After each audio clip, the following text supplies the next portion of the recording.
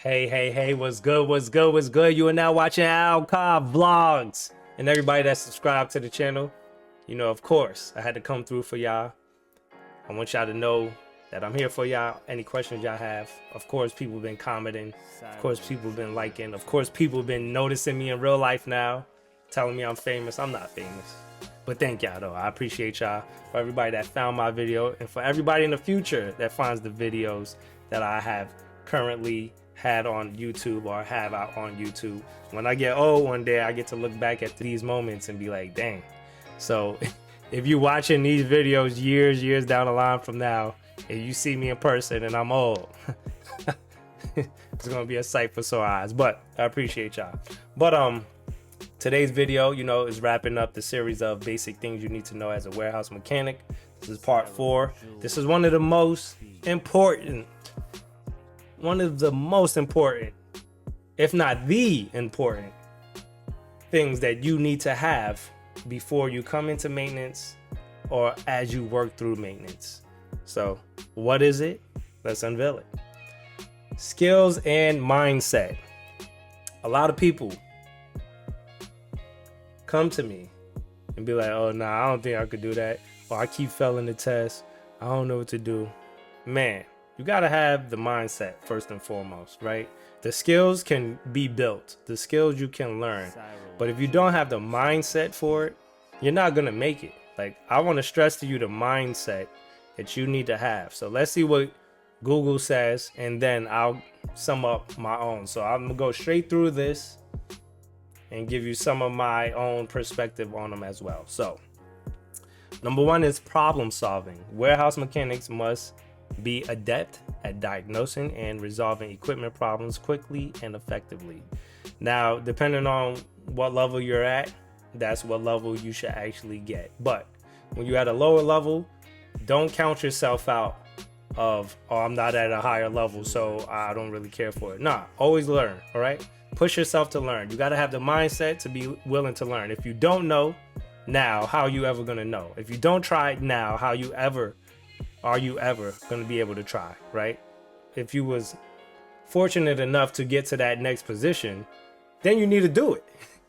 So it's like, why not learn when you're at a lower level, for when you get to the higher level, you know what to expect, you know what to do.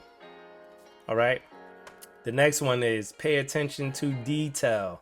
Paying close attention to details during inspections and repairs can prevent minor issues from escalating into major problems.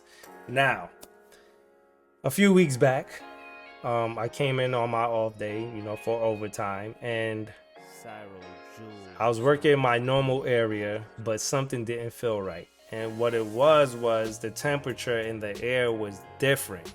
I explained this to y'all a few videos back, but I felt the temperature of something, like it was overheating. It was real hot. And I'm like, since I've been walking around, I've been cool. But I got over here and I just felt heat. And I just kept moving closer and closer. And I'm like, yo, the heat is coming from here. And I moved my hand around, and there was a motor there. I put my hand over the motor. And the fan was on. I'm like, yo, it's cool. But then I had my glove on. I put my hand on there and I felt it was hot. I was like, yo, I got my glove on. Sometimes when you have your glove on, it takes a minute to feel the heat. But that motor was overheating. So the thing was, a few days back, they changed out the motor, but I wasn't the one that was assigned to go help change out the motor, right? So there was nothing I could do about it. The day they did it, they did what they did. That was it. So a few days later, I'm there, feel overheating, and I'm like, why is this so hot? Come to find out that the motor was not serviced with the correct oil, because it was said that those motors come with oil already in it. Now, if you didn't work maintenance before, this is your first time, you should know that they really don't ship motors with oil in it. So that's what the issue was. And I noticed it off of the temperature change, and then the smell, and everything just came together. Like, you could smell something burning, you could feel the heat, you could hear it when you're closer to it, but you can't hear it from afar, but you could hear it. But that smell and the temperature was out of this world. So make sure you pay attention to detail. You know, I, of course, did my job that day and was able to service it and get it back up and running, and everything ran smooth from there. So now it's a good running operation, which helped me out in the future to service every motor and make sure that that doesn't reoccur. So it was paying attention to detail, taking action, and then moving forward knowing that, okay, you know, when I get this work order, to make sure I take care of it. The next thing that you really need to know is communication skills. Effective communication with team members, supervisors, and vendors is crucial for coordinating maintenance tasks, reporting issues, and ensuring smooth operations. Now, one thing for sure is you got to go to people that know what they are doing. You have to ask questions. Even if it's somebody that doesn't know what they're doing, you can ask them a question, you could get their answer, and you can assess from there. And really, you know, I like to do that a lot. I like to ask a question to mostly everybody, to lower levels, to higher levels. Like, I'll ask a question and I'll get everybody's like assessment or perspective on it. And then sometimes I'm able to elaborate more or just be like, that's correct. So is in a sense is keeping me learning. But also you must have communication skills in order to communicate to your supervisors or to write down in those report books or write down in your notes of what's going on. Because if you're writing chicken scratch, or if even you can't read or understand what you're writing, how do you expect somebody else to understand what you're writing? So you have to be able to speak up when you're asked a question, try to answer it as best as you can. If you're not being accommodated by what you feel is the correct procedures, or if your perspective is a little bit downplayed, sometimes it takes understanding to know, but that's a part of communicating, to understand your perspective or your answer or your way of doing things may not always be the best way or the way that is understandable in a sense. Whatever. Adaptability and learning. Be willing to learn new technologies and adapt to changing demands and fast-paced warehouse environment. Being adaptable, you should always be adaptable, and that's just in life.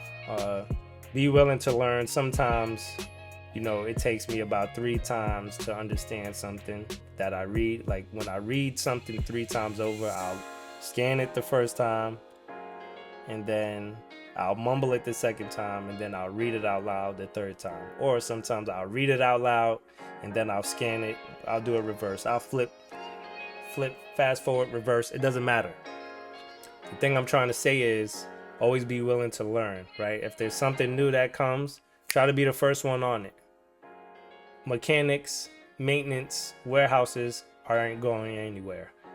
One of the biggest, if not the biggest industry in the world is transportation, right?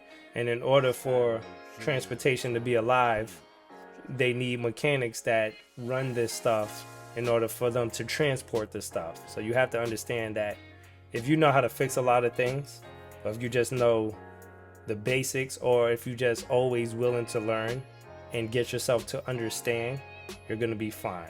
All right, I just want y'all to know that. Then last but not least, we have teamwork. Collaboration with colleagues is essential for efficient and effective maintenance operations. You have to understand that having a team is one of the best things that you can have. Having people that are willing to work with you, having people that are under you that doesn't understand, helps you to understand more and also explain to them. So therefore the things that you came up on one time in life that you forgot, you start to remember because you're teaching them now. Like, and you start to tell them stories, and they start to come along and they get happy. Like, oh man, you did what? And you have to see, you know, the side of you can't do everything by yourself. You know, you need somebody to hold that side. You need somebody to make sure they're watching that area. You need somebody to have your back if something goes wrong. So always collaborate with each other. For the most part, nowadays, I have a solid team. Like, I appreciate each one of my team members. So shout outs to all of them. For the guys that I mostly work with currently, for the most part, most of them are younger than me. Some of them are the same age and some are older. But I appreciate each one of their perspectives and the hustle and work ethic that they have. They're always willing to learn. They're never backing down from a challenge. You know, they don't give up. You know, if they don't understand something, they're gonna ask you the question. If they need your help, they're gonna come and get you. You know, I appreciate that because it keeps me active, it keeps me going. Also, you know, you want to be a go-getter. So you want a team of go-getters. You don't want the person that slacks off every freaking day, you know, but you also got to know how to motivate your team to get them to get motivated in order to work sometimes. Because some days, you know, good days, bad days, we're not always feeling it, right? We're not always in the highest level of what we feel that we can be at. So you got to understand that with that communication, adaptability, and learning, and things that you learn how to do by yourself, you put all of that together and you build a team. It's always about building a team. So in order for you to make it to the next level, you got to become a great communicator and build a team. So that helps with mindset. That wraps up this right here. By developing a strong understanding of these areas, a warehouse mechanic can become a valuable asset to any warehouse operation, contributing to a safe, productive, and well-maintained facility, because that's all we want to do. So I thank y'all for watching this video. Check out the playlist if you haven't before.